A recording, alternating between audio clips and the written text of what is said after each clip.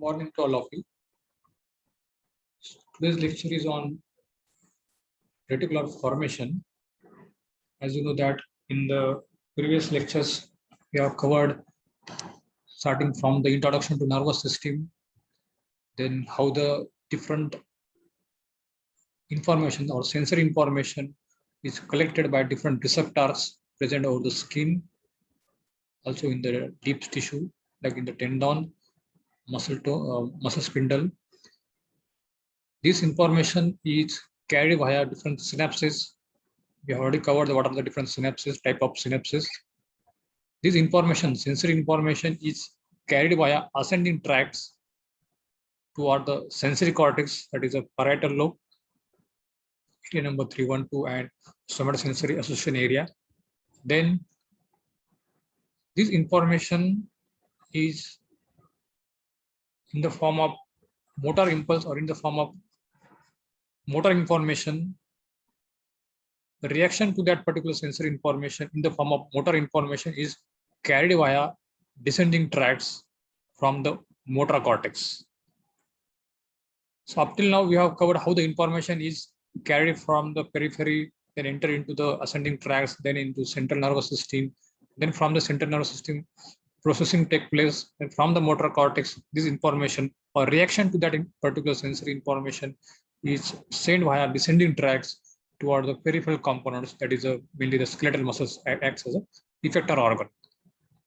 We also cover what are the different spinal reflex because of the different afferent connection and interneural connections. So this we have covered in the previous lectures. But today we are going to cover today we are going to start what are the different structures present in the nervous system, in the central nervous system mainly. What are the different components of the central nervous system which are also helpful to carry the sensory information, like for example thalamus, to carry the information toward the sensory cortex. Now, along with the various like sensory functions, motor function like basal ganglia play important role in the motor function, cerebellum also. So what are the different part of the nervous system which are also helpful for, along with the ascending tracts and descending tracts, this nuclei or this particular part of the brain is also helpful for sensory function, motor function, and higher function. So these are the different parts of the brain which are important for sensory, motor, and higher function. That is reticular activating system or reticular formation, basal ganglia, cerebellum, thalamus, hypothalamus, and limbic system. So today we are going to start with the reticular formation. Now this reticular formation is nothing but the part of the brainstem. You know, the brainstem is consists of midbrain, pons, and medulla. These having two components. One is called superficial component and central core. In superficial part, there are different nuclei. Cranial nerve nuclei are there in the superficial part of the brainstem. Also, the olivary nuclei, which send or relay the nuclei. From this nuclei, the main function is to carry the ascending and descending pathways. If you remember that corticospinal tract, they decussate in the lower part of the medulla. That's what is called as pyramidal tract. While in the central core, which is nothing but the part of the brainstem which consists of mainly the various type of nuclei, and they form the reticular formation. That we are going to see in the today's lecture. That is the central core of the brainstem, that is midbrain, pons, and medulla, which form the reticular formation. And this reticular activating system or this reticular formation form the two types of system that we are going to cover in this lecture, that is ascending and descending reticular system. So what is reticular formation? It is nothing but the diffuse mass of neurons and nerve fibers. It is a collection of neurons and nerve fibers which form a meshwork in the central portion of the brainstem. That's what is called as central core, the brainstem central core. It is a multineuronal, that means contain multiple neuron, and also it have multisynaptic, many polysynaptic pathways there present in the midbrain, pons, and medulla. It contains more than 50 nuclear masses, which are known as reticular nucleus. And this part of the brain, reticular formation, is absolutely essential for life. That we are going to see in what are the functions of the reticular formation. Before that, let us see what are the components of the reticular activating system, or what are the components of the reticular formation. It's mainly send the long ascending branches to the thalamus, hypothalamus, and cortex. Also the descending branches to the spinal cord. That means it have both connection toward the cortex also and toward the spinal cord also. So in this diagram, you can see that these are the excitatory area and inhibitory area. These are the two components of the reticular formation. And this excitatory area mainly activate the all components of the cortex, from the sensory cortex to also motor cortex also. While this area send signals to the spinal cord. This is roughly how the reticular formation is helpful for to send the information, to send the signal to the sensory cortex, motor cortex also, or other parts of the brain also, and toward the spinal cord also. So what is the activating system of the brain? So this cerebrum requires constant input or for the activation, and this input is mainly by this reticular activating system. And this information reticular activating system or reticular formation gives rise to background activation to the specific areas to perform the discrete function or different task. So this is how the reticular formation consists of. It gives rise to ascending. That means it gives rise to branch to it gives rise to signal to the cortex. That is called as ascending reticular activating system. While descending reticular activating system, which give rise to branches to below the midbrain pons and medulla, that is called as, it have two connection. It is either it is excitatory or inhibitory, depending on mainly the pons area. It send the excitatory signal to the gamma motor neuron, descending facilitatory reticular formation, and from the medulla it is sent, that is called the bulbo inhibitory area, is descending inhibitory reticular projection toward the spinal cord, that is gamma motor neuron via the medulla. So these are the two components of the reticular formation. One is called as ascending reticular activating system. Second is called as descending reticular activating system, which in turns have inhibitory and excitatory component. So first we will see what is ascending reticular activating system. It is a polysynaptic pathway, extends from lower pons up to the level of thalamus, and from the thalamus they will project toward the cortex and the limbic system. Now stimulation of these fibers, that means thalamocortex or from the thalamus to the cortex and thalamus to the limbic system, it produces alertness and wakefulness of that particular human being. And inhibition of this ascending reticular activating system produces the sleep. So this ascending reticular activating system is very important for alertness and wakefulness. So in this diagram, you can see that from the pons, it will send signals to that is a ascending reticular activating system, send the signals toward the thalamus, and from the thalamus, it will send signals to the different cortex area. And this cycle is helpful for wakefulness and alertness. So this is a pontine reticular formation nuclei. This is a medullary reticular formation nuclei, which is present in the floor of the fourth ventricle. This is ascending, or this is these are the components of the descending reticular formation. That means bulboreticular facilitatory, that is excitatory area, pons send the signal toward the spinal cord, excitatory signals, while medullary reticular formation is send inhibitory signals toward the spinal cord. So these are the components of the descending reticular system.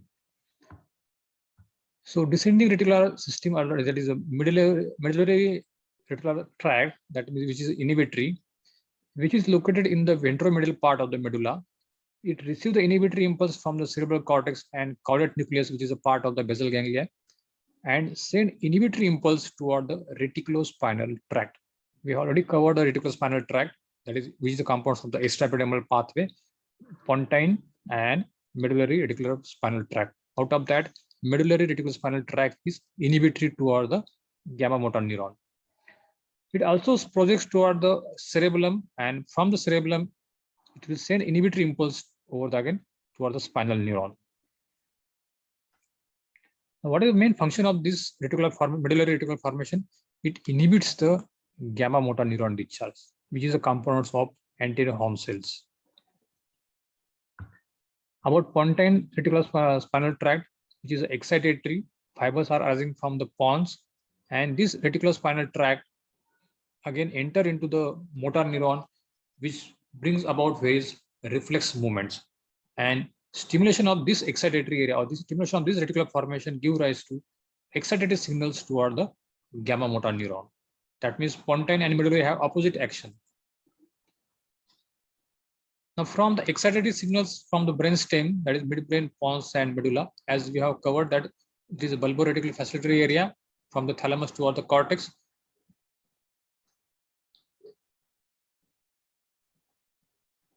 So one excitatory and one inhibitory. This balanced activity of inhibitory and excitatory reticular formation helps in control of smooth and purposeful movements. And because of that, this reticular formation or reticular articular system is very important for to maintain the muscle tone and posture. We have separate lecture on the muscle tone and posture. In that lecture, we are going to cover how the reticular formation, along with the reticular formation, other components of the brain, how they is helpful for maintaining the muscle tone and posture. So in this diagram, we have both ascending and descending reticular formation or descending system. From this, you can see that ascending reticular formation, this is a cortex, premotor cortex, motor cortex. This is a hypothalamus. This is a midbrain, pons, and medulla. This form the brainstem. From the pons, mainly they will give rise to the, from the midbrain and pons, they will give rise to the ascending reticular formation, that is ascending reticular activating system. While from the medulla and the pons, they will give rise to the reticulospinal tract, the descending reticular formation, descending reticular system. One is excitatory, that is from the pons, which is excitatory, that is called as lateral corticospinal tract, middle corticospinal tract, while from the medulla, which give rise to the lateral corticospinal tract, which is a inhibitory. So you can see that how the lateral, that is medullary reticulospinal tract, inhibit the gamma motor neuron, and this middle, that is pontine reticular formation, gives rise to the excitatory signal to the gamma motor neuron. Okay. Along with the gamma motor neuron, this lateral, that is medullary, also inhibit the alpha motor neuron. You know that what is alpha motor neuron? Alpha motor neuron give rise to the signals or give rise to the impulse that discharge toward the extracapsular muscle fiber, which is helpful for the contraction of the muscle, while a gamma motor neuron have static and dynamic components which give rise to the toward the nuclear bag and nuclear chain fiber. Central portion is nuclear bag and nuclear chain fiber, and peripheral component, which is a contractile component of the nuclear bag and nuclear chain fiber. That is a gamma motor neuron, static and dynamic component. Okay, so this is about the different. Again, you can have different tracts along with the reticular activating system. What are different tracts which are helpful, which are enter into the anterior motor neuron, that is both alpha and gamma motor neuron. So all this combinedly, that is the components of the extrapyramidal system. So along with the reticular, you can see that reticulospinal tract, that is a nothing but the components of descending reticular activating, descending reticular system, that is a medullary and pontine reticulospinal tract. So along with this, you can have rubrospinal tract, propriospinal tract. All this tract is helpful for to maintain the alpha and gamma motor neuron discharge. That this tract we will again see in the maintenance of how the muscle tone is maintained. Again, in that lecture, we are going to cover how the alpha motor neuron, gamma motor neuron discharge is activated or inhibited by different extrapyramidal tract. So again, same, the medullary reticular tract from the medulla, while lateral spinal vestibular spinal tract from the pons. One is excitatory, one is inhibitory. Now, what are the afferent and efferent connections toward the reticular formation? That means it receives the signals from the different components of the brain, spinal cord, thalamus, cortex, and it sends the information. It sends the different information toward the, that is efferent connection, by efferent connections toward the different, like cerebral cortex, again, then spinal cord. So mainly it receives the afferent connection from the corpus striatum, that is basal ganglia, thalamus, Then you have cerebral cortex, different sensory pathways like optic pathway, olfactory, auditory, trigeminal, taste, sensation. Also, it receives the afferent connection from the cerebellum, and also it receives the connection from the spinal cord also. That is pathway for, that how the ascending tracts enter into the spinal cord from the receptor, then into the spinal cord, and then into the brainstem area. That means the medulla, pons, and midbrain. And from there, it will send signal to the thalamus by efferent connection. So you can see that this reticular formation receives the connection from almost all of the components of our nervous system. So from olfactory, optic, afferent connection, olfactory nerve, optic nerve, auditory nerve, and trigeminal tracts, it receives the signals. It also receives the signals from the dorsospinothalamic tract, also from the cerebellum, cortical areas, that is mainly the motor areas. Area number 4, premotor cortex area. Caudate nucleus, part of the basal ganglia. Area 4, that is the motor cortex area. These are the afferent connections. Now, what are the efferent connections? So it may that that ascending reticular system passes through the thalamus, and from the thalamus it's excites the cortex. That means both input and output. That means cortex have both input and output from the reticular activating system. That is positive feedback. Then mesencephalic, and that is a midbrain and pontine reticular formation forms the excitatory connection via the reticular spinal tract. We excite the gamma motor neuron, while medullary reticular formation give rise to inhibitory connection to the alpha and gamma motor neuron. To and fro connection, we already learned this. That is to and fro connection with the cerebral cortex. To and fro connection also with the cerebellum, which maintain the tone and posture. Now, to the hypothalamus, we send the efferent connection, which is helpful for wakefulness. Then also the raphe nucleus, as you know that in the analgesic system, we have learned this. That is raphe nucleus, which is important components of the analgesic system. This is because of this red nucleus, reticular formation, which sends the serotonergic fibers, that is analgesic fibers, toward the spinal cord, and this is one of the components of the analgesic system. So these are the efferent connection. You can see that from the reticular formation toward the cortex, from the reticular formation toward the thalamus, hypothalamus, then red nucleus, substantia nigra, part of the basal ganglia, tectum nucleus, part of the midbrain, cerebellum, and the spinal cord. In the spinal cord, there is nothing but the excitatory and inhibitory descending reticular system. Also, with the diagram, you can see that now there are different neurotransmitter. That some neurotransmitters are there in the brain.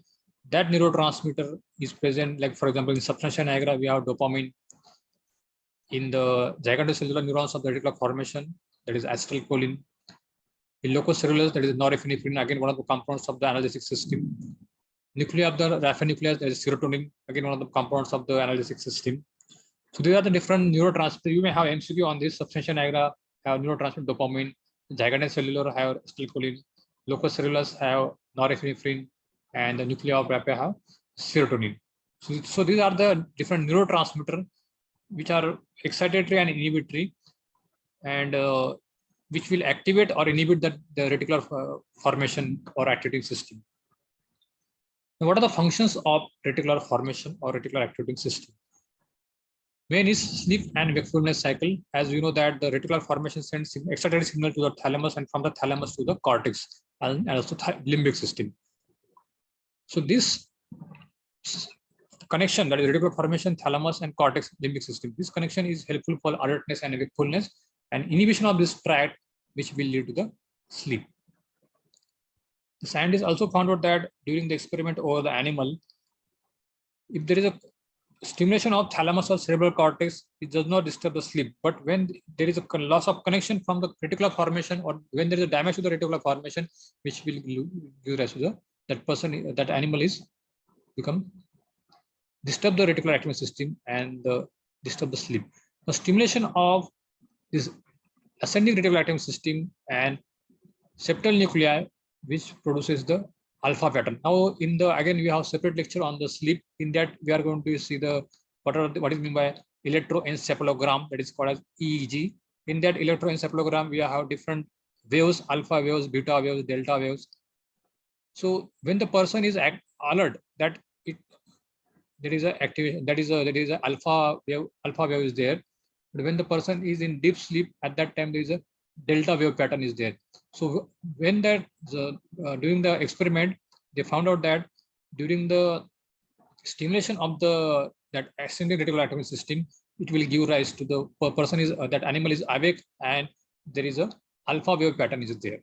So this proves that this ascending reticular activity system is play important role in wakefulness and alert.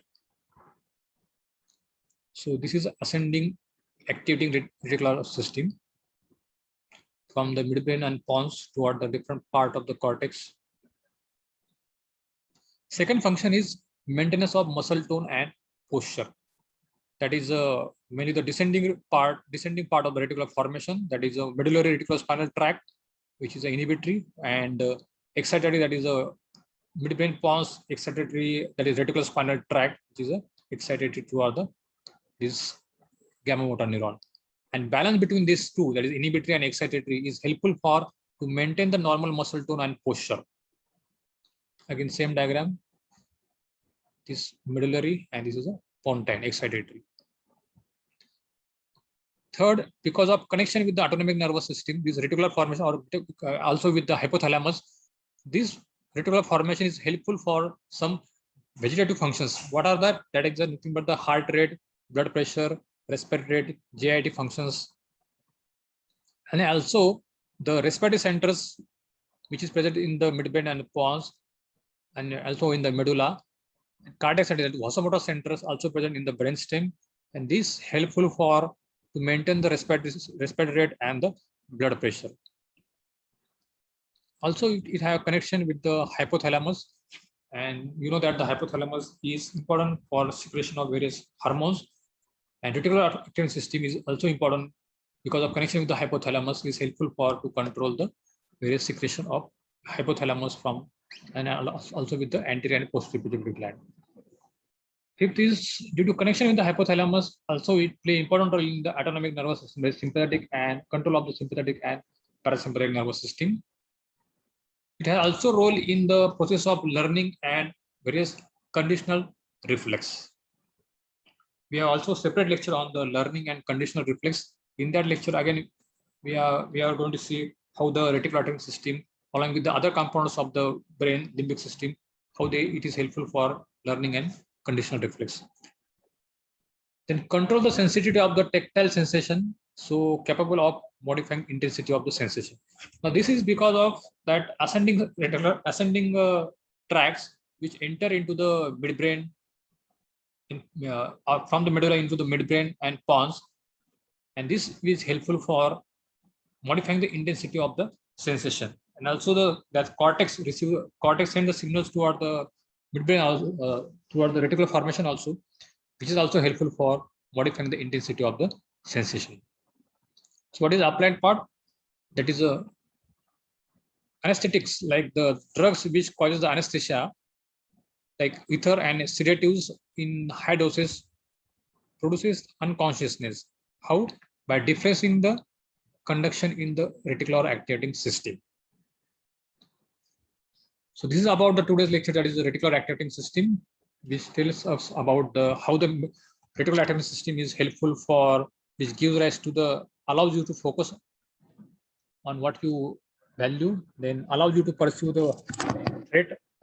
It also supports when you set a goal. This